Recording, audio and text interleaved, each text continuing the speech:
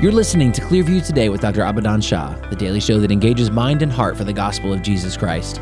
I'm Ryan Hill. I'm John Galantis. You can find our show online at clearviewtodayshow.com, or if you have any questions for Dr. Shah or suggestions for new topics, send us a text to 252-582-5028, or you can email us at contact@clearviewtodayshow.com. That's right, and you guys can help us keep the conversation moving forward by supporting the show. You can share it online with your friends and family.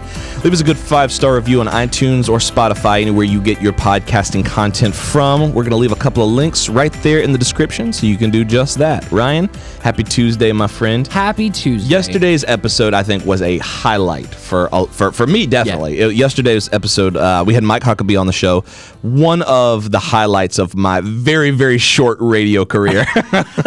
That's true. We haven't been doing this for very long, but to have Governor Huckabee as a guest, I mean, that was crazy. Cool. That was really, really crazy, and I've been kind of coming down off of that. But it was funny because, like I said, we've only been doing this, and if you look on like iTunes, like our Spotify, it's like, man, we've got like 400 or 500 episodes, but it's like it's a daily show, so you rack up a lot of episodes. But we really haven't been doing it a long time. And someone actually made the comment like, "Man, you had a radio show for only 2 years, and you're getting names like that on your show." I was like, "This is God's work, God's man. blessing, God's moving. He's doing powerful things through the Clearview Today show, and we're thankful to be a part of it." We have another very special guest today, sort of in the same realm, but more on the education side of things. And so I wanted to ask, and I think I've asked you this before, but what is the worst thing that you ever did when you were in school that you got in trouble for? I remember you told me you got called to the principal's office one time. It was the wrong Ryan Hill. I did. But you strike me as the type that didn't really do much. I didn't really get in trouble for a whole lot. What I most often got in trouble for was talking in class. Often it was like, Ryan, stop talking. Hey, keep it down. There was one time when I was in 5th grade that I got in trouble. I pulled a prank on my teacher. Yeah, what'd you do? So a buddy of mine, one of my good friends, I was very much like the straight A's, stay in line, follow the rules student. He was not that way, but we were good friends. And he was like, our teacher went out of the classroom. It was in 5th grade. He pulled out this fake dog dropping. You're of course. Book bag. He's gotta be. It's going to be really funny if we put this in our teacher's chair. Yeah, and dude. I don't know what snapped or broke in my 5th grade mind, but I was like, that's hilarious. That does sound funny. Let's do it. Yeah. So we put it in her chair. There were other people in the classroom. We put it in her chair and sat back down. That was it. That was the extent of the prank. She walked back in, saw it, and she was like, why did this happen? What in the world? And of course, I mean, people knew it was us. Like the teacher found out. So did they tell? I can't remember how the teacher found out. But someone told, or I don't remember.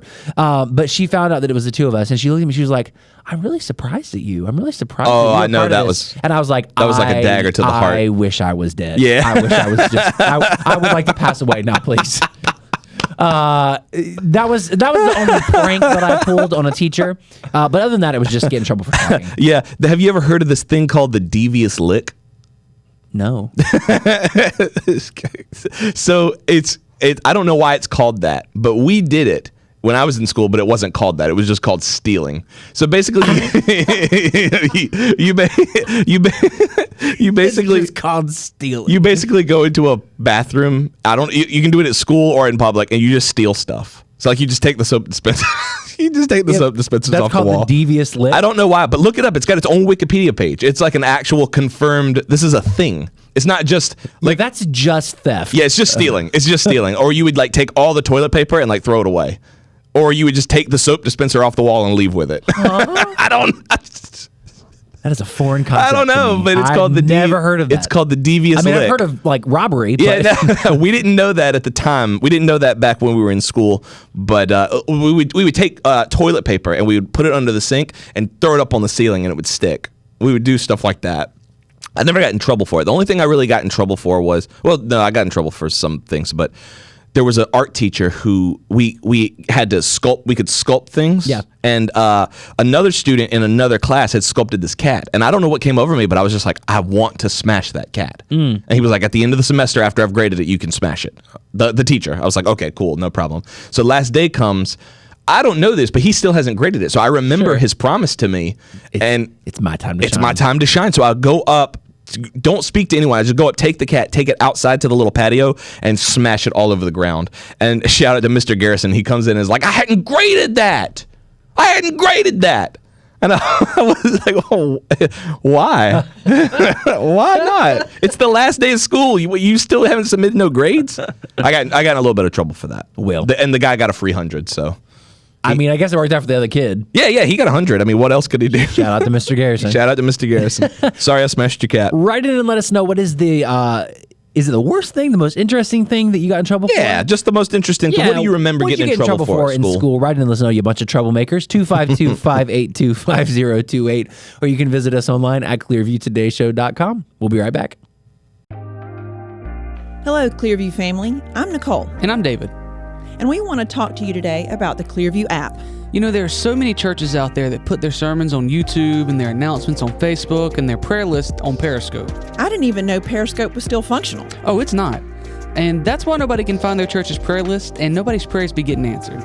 But here at Clearview, we believe in making our content as accessible as possible. That's right. Clearview produces so much content every single week, including Dr. Shah's sermons, original music, a full online store, weekly prayer gatherings, and so much more. Not to mention the #1 best-selling Christian talk show of all time. I don't know if that's accurate. Well, maybe not yet, but that's why we want people to download the app. If you're listening from the Triangle area, we encourage you to check out Clearview Church in person. But if not, you can still follow all of our content on the Clearview app. It's 100% free on the Apple Store and Google Play Store. And best of all of our content is right there in one convenient spot. Make sure you download the Clearview app today, and let's get back to the show.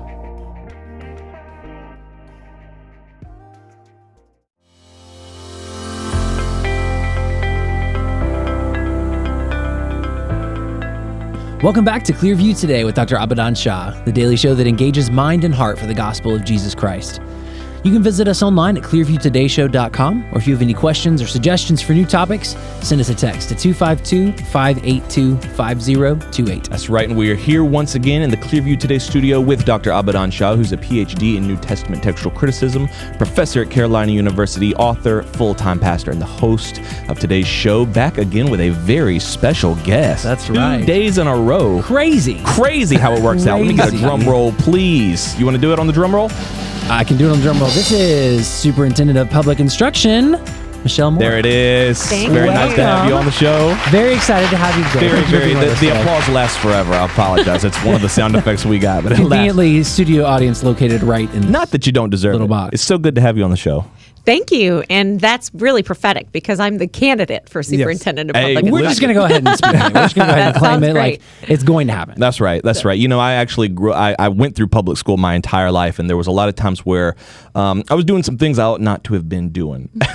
We told about one of them on the show where I unfortunately smashed someone's art project. Didn't get in trouble like I should have, but I wanted to know, what was the worst thing that you guys did in school that you got in trouble for? What worst thing I got in trouble for? I'll jump in ahead. And Okay. then you can Yes. jump in after me. Where a couple of guys got me in trouble. So it's not I got in trouble. Oh, cool. They decided to tell me to skip school, join them, to go through a field nearby and eat some sugar cane off the field. Because the farmer never know. Actually, he said the farmer doesn't care. Yeah, it's just like He's all public cool. snacks, he doesn't whatever. care. This is what we do. Yeah. So I was like, oh, okay. So it's not like we're stealing. It was Right. just like we're going out there. We're going to have a good time. I'm like, okay, sure, let's go. And then as we park our motorcycles, go into the field, you see almost like the Cars. What is the movie Cars where the big combine comes Oh, after? yeah, where they tip the cows, but they're really combines. Yes. Yeah. And the farmer comes after us. I mean, he's on his tractor. I mean, he is nothing pulling him. He's coming out. And I said, what is happening? Oh, we got to run. I said, This is part of the game, dude. and we had a uniform. The school had a uniform. So it's not even like we can hide. It's like he knows exactly, gray and white. They go to St. Aloysius. I love it just matter of factly. They're like, oh, we got to run now. And see, it's funny because like people get tricked into thinking like, oh, you go to public school, you got to be tough. But like everybody's acting up. To go to Catholic school and act tough, you got to be tough. Yeah, that's what makes you brave. Yeah, I know. How about you, Michele? Do you have anything, or are you the good girl? I was pretty much the good girl, but I do have to say this. I did not get caught for this, but I did cheat on 2 or 3 tests in chemistry because I had no idea what was going on, which is ironic because then I ended up teaching chemistry. And How did you cheat? How did you? That is funny. Well, Did you write it on paper or like on your hand or something? No, I actually, when I figured out that it actually is math with the chemicals, Right. and I love math, and I was like, okay, my teacher just didn't teach it like this. So, Bro, that's just learning. Yeah, but I love I it. never got caught for it, but I did do that. No, yeah. that's just creative learning to me. Yeah. Funny. Well, today, Michelle, give us an introduction to who you are. Obviously, you're the Republican nominee for the superintendent of public instruction. Very important, by the way, something Yes. we're very passionate very about. We much care a so. lot about the school system. So Yes. tell us a little bit about yourself. So I am a wife of 27 years. I'm a mom of 5, a grandma of 1, and I have another grandbaby on the way. And I've been a nurse for 31 years. So I'm a product of North Carolina high schools. I graduated out of Charlotte, went to UNC Chapel Hill. That's where I got my nursing degree. Worked for 31 years in that. But the last 15, my kids have been in public, private, and homeschool. And during that homeschool portion, I actually taught biology, chemistry, civics and government, and Spanish. Wow. Because 3 of our 5 kids were actually born in Mexico City. My husband and I were missionaries to Mexico. Wow. Okay. Yes. Wow, I didn't know Yeah. that. And That's I like to awesome. say I'm a double miracle. I became a Christian at Chapel Hill, which I don't think Wow. happens Huh. all that Wow. often. Yeah, no. That's kind of a How rare so? occurrence. So, but really, I have been engaged for the last 6 or 7 years, just trying to redeem the education system. I was on my own time, my own dime. I was traveling the state, talking to parents and teachers and students, trying to get boys out of girls' sports, fighting for the parental bill of rights. As a nurse, speaking about the dangers of the puberty blockers and hormone replacement therapies and transgender surgeries, and just trying to get our education system back on track. Because I really believe that that's where our children are losing hope, right? They Right. don't understand Absolutely. that they have a purpose, that they were created, and God has a plan for their life. And I think that we, as educators, whether you're in the public school, private school, homeschooling, we should be partnering with parents to figure out what is your uniqueness, what is your talent, what is your passion, and we need to put these kids onto a pathway of success so that they can pursue things that they're going to be, they're going to love to do and they're going to be great at. And that's why I'm doing this, because I feel like there's a real crisis. Yes. Tens of thousands of Yes. teachers and families are leaving the public school system. That's true. For various reasons, which we can talk about. Yeah. That's right. Yeah. Well, I was a principal of a school. I taught in the public school system. Our kids went through Christian school, but I had a deep burden because once you see the kids in the public school, not just as those kids, but our kids, Right. Yes. then you cannot any longer sit back and say, well, at least my kids are safe. Right. You have to, and I think that's at your heart. That's right. But you're saying we need to make a difference. If the voices out there are too silent or people have ulterior motives, then I need to speak out, because those are not just any kids; those are our kids. That's right. Exactly. And God is very clear, and Jesus was very clear, even when the disciples tried to say, Right. you know what, kids, get away, Right. because in Jesus's day, they weren't seen as, Right. full-fledged, citizens, Right. and they were going to be a hindrance. And what did he say? The kingdom of heaven belongs to such as these. Amen. And what that really, I think, refers to, which you can correct me, you have a lot more experience in this, but it's that it is simple. The That's gospel right. message is Absolutely. simple. That's And exactly what it children means. believe any adult that's put Yes. in front of them. Yeah. And that's why it 100%. is our burden That's right. to make sure that our children are not being lied to. Amen. And they are the future. I mean, it's not Right. even,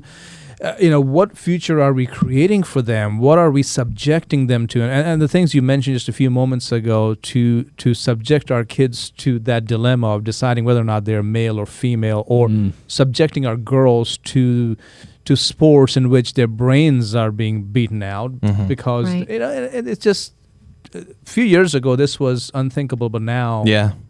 this is And what's considered so normal. frightening about it is it really does impact their belief in God. Right. Because if God put you in the wrong body, then how can you trust him with anything else? Right. That's Right, 100%. right. Yeah, that's a great point. I never really thought about that. I don't really have a lot of experience in education like you guys do, but I know that behind the scenes there's a system. There's a system in place, and maybe you guys can kind of speak to that, because it seems like there's a lot of heart and a lot of intention to do good and change how things are structured, and yet there's roadblocks or there's obstacles. Do you want to maybe talk about some of those obstacles that you guys have faced? Well, I think your ward system is exactly what the problem is, because there's so many people that are focused on the system and not on the student. The system is supposed to be serving the student, not the other way around. Right. And we all know once politics gets involved in anything, it becomes ineffective and inefficient. And so that's part of what we're seeing. In North Carolina, 50 cents of every tax dollar we send to state government goes to K through 12 education. Wow. And and then you think about the percentage of whatever county you're in. I don't know what it is here in Vance County, but in Wake County, 2/3 of every dollar that we spend in taxes goes to our school system. And we now have the lowest proficiency rates across all demographics of students in history in North Carolina. So what are we doing? I was going to say, where's the disconnect? Yeah, exactly. And I think it's not a matter of just more money, which my opponent would tell you. If we just celebrate everybody and tell everybody, get your free trophy and whatever, and we just put more money into it, it's going to work. And I say it's never worked before to do that. But second, does money matter?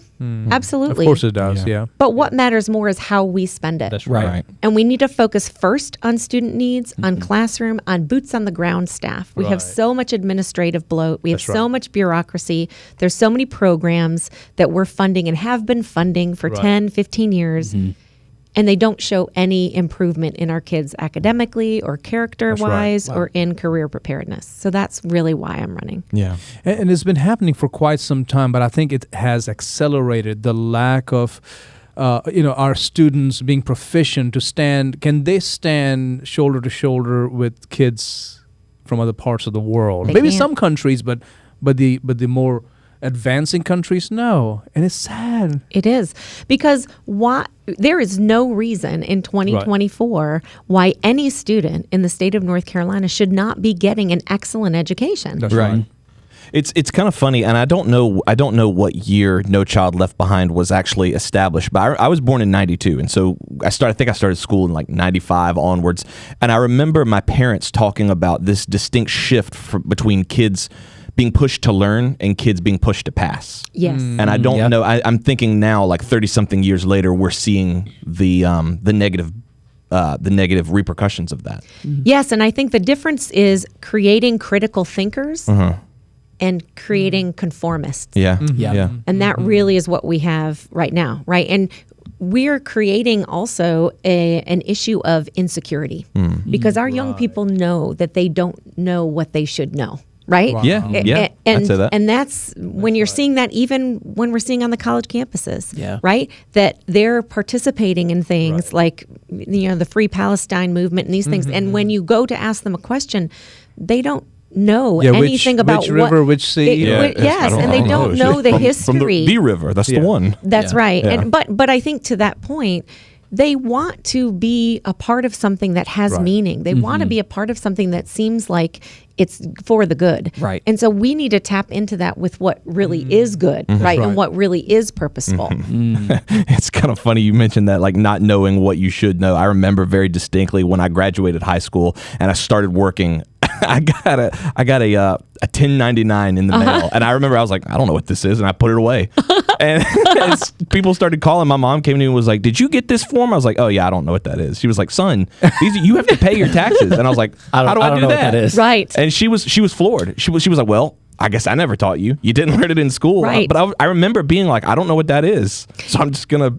And I think that, to your point, we now have people that are spending, let's say, 16 years in school, and they don't have any life skills. They don't know how to budget. They don't know what it looks like to be able to work out how you're going to get a mortgage, right? Go to the bank and what forms you're going to need and what identification you're going to need and this type of thing. That should all be taught in high school. Yeah, absolutely. Right now, we have 38%, only 38% of our graduating high schoolers go on directly to a 4-year degree.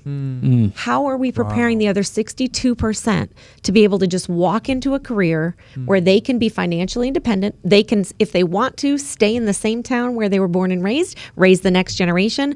We've got to expand those life skills. We got to expand the understanding of economics, the understanding of civics, and we need to, I think, give every junior and senior a work-study option. So you can get paid to do a job half of the day. The next half you do your core classes, because I'm telling you, it's going to keep people in school. Yeah. Because there's going to be something potentially they're passionate about. And then all of a sudden they're going to go, I might need to pay attention to that math class. That's right. That's Because I'm going to need this for whatever I'm doing. That's a great point. Yeah. Great point. That's so, and I love what you said about creating critical thinkers. I think, we've seen, and I know, Dr. Shah, you've seen this from a religious perspective. People just will swallow whatever is dished out and just kind of like regurgitate the things that they've been sort of pre-programmed to believe or conditioned to think. And it's high time that, people are able to think for themselves, they're able to reason, and they're able to think critically about education, about the Word of God, about the world around them, and how all of that melds together. For me, one of the things we brought the word critical is the CRT that is happening, the critical race theory that is being, not in every district, but is happening a lot, which is already telling the students, the world is marked against you, or you have absolutely no chance. If you're telling a child that, and they're hearing that growing up, what motivation will that student have to do anything in life if they feel like the system hates them, right? I mean, what do you think? Absolutely. And I've even talked to many people who teach in the elementary schools and 3rd and 4th graders. And when they start talking about the slavery, the times of Jim Crow, and they're saying why there was this hatred, and they're saying they thought that you weren't as smart, that you were this or that, there is shame that is on these poor young children. They are not able to handle this. Do we need to know what the errors of history were, and not just U.S. history, but world history? Sure. When we have young people actually stating that they think socialism is the answer for our country, you know that they do not know world history and the hundreds of millions of people that have died under the hands of tyrannical socialist or communist dictatorships. That's a great point, because you don't talk about that. I mean, of course, we'll talk about World War II, and we talked about what happened there, but all the things that happened in Soviet Russia and all like all those crimes of the 20th century, or Cuba, all of those or socialist, North Korea now. I can promise you, I remember distinctly going through all of high school. I never heard about it. Never mentioned. Never mentioned. It feels like world history kind of stops after 1945 and everything beyond that. And I don't know if that's intentional. I don't know if that's, I don't know where that comes from, but that breakdown certainly happened. Yeah. And I think, too, that was one of the things with doing homeschool with my kids. I said, I feel like I redeemed my own education, because I was never a big history person. I was math and science, and I was like, all those wars and whatever, we can just look that up. We don't need to memorize that, right? Exactly. But when you do it from that biblical perspective, we did the mystery of history, the story of the world. There's so many different ways that are talking about what was happening on every different continent at the same time, right, during history. And all of a sudden it kind of comes together, and you start realizing dots get connected, and this is like a human condition, right? And it leads you to the understanding of who we are and who God is, and hopefully repenting. And you get the big picture, which is actually based on history rather than a narrative, rather than hearing an agenda. Right now, it's so sad. Our young people are being bombarded by this agenda, whether it's through social media, whether it's through teachers who have that slant, whether it's through ignorance, whether it's through parents at home. I don't know where all the avenues are, but they're getting this agenda rather than here's the big picture of how the world works. Here's the big picture of how business works, or how education can make a difference in your life. Right now, education will make a difference in your life. It's like, they laugh at that. Well, that's not true. Great point. And I was actually going to say something about that, because we're all in different seasons of life right now. Like a couple of years ago, this conversation might have bored me to tears. Right. But now my oldest son. You got two kids. Yeah, I got 2 kids. My oldest son will be starting school in a year or so. And it's funny how priorities change. And now I'm like, my kids are going to go through something very different than what I went through. Yes. And I'm sort of in the dark about what it is. So when people are talking about the education system and when they're saying this is what's happening, this is what needs to happen, you perk up a little bit because you've got skin in the game now.